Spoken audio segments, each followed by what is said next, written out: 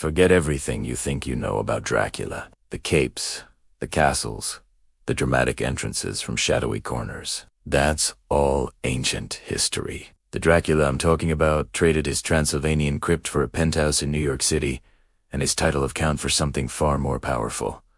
Godfather. So how did the world's most infamous vampire become the kingpin of the American underworld? It started, as many American dreams do, at Ellis Island. He arrived under a false name.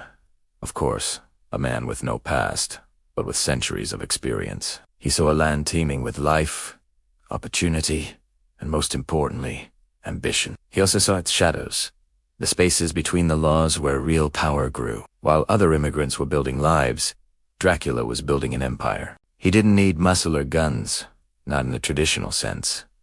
His weapons were older, far more subtle. Imagine a business rival suddenly becoming inexplicably loyal, a stubborn politician changing their vote overnight after a late-night meeting. Dracula's power of persuasion was absolute. He could walk into a room of his fiercest competitors and walk out with their complete and utter devotion. No one ever remembered the conversation clearly, just an overwhelming sense of agreement. His organization wasn't built on violence, but on secrets, ignotings. He could be anywhere. Here, there, any. His family was made up of the influential and the indebted. Bankers who made risky loans disappear, judges who delivered favorable verdicts, cops who looked the other way. All of them bound to him not by fear of death, but by the promise of something far more enticing.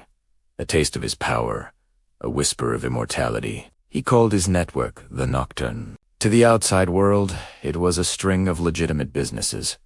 Exclusive nightclubs that only opened after midnight, antique shops dealing in priceless, centuries-old artifacts, and private investment firms that made fortunes on the most audacious market gambles. The public saw a reclusive billionaire, an eccentric European with a taste for the finer things. They had no idea that every transaction, every deal, was another thread in the vast, dark web he was weaving across the nation.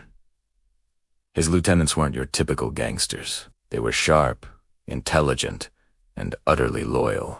A Wall Street prodigy who never seemed to sleep. A charismatic lawyer who could win any case. A socialite who knew everyone's secrets. Each one had been turned in their own way, not necessarily into creatures of the night, but into unwavering disciples of his vision. They weren't afraid of him. They revered him. He offered them a world without limits, a life beyond mortal constraints. But even for Dracula, the new world presents new challenges. The FBI has a special task force, a small, underfunded unit that looks into cases that defy explanation. They've noticed a pattern. Powerful people acting against their own interests. A network of influence that leaves no paper trail. And a mysterious figure at the center of it all who seems to have no digital footprint, no past, no identity. They're hunting a ghost, a myth. They don't know they're hunting a legend.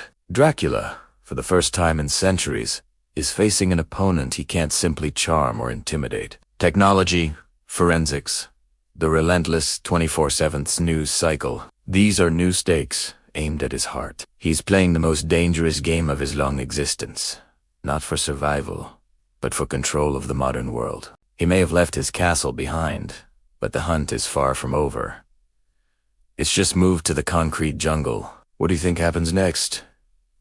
Let me know in the comments. Thanks for watching, and don't forget to subscribe for more tales from the shadows.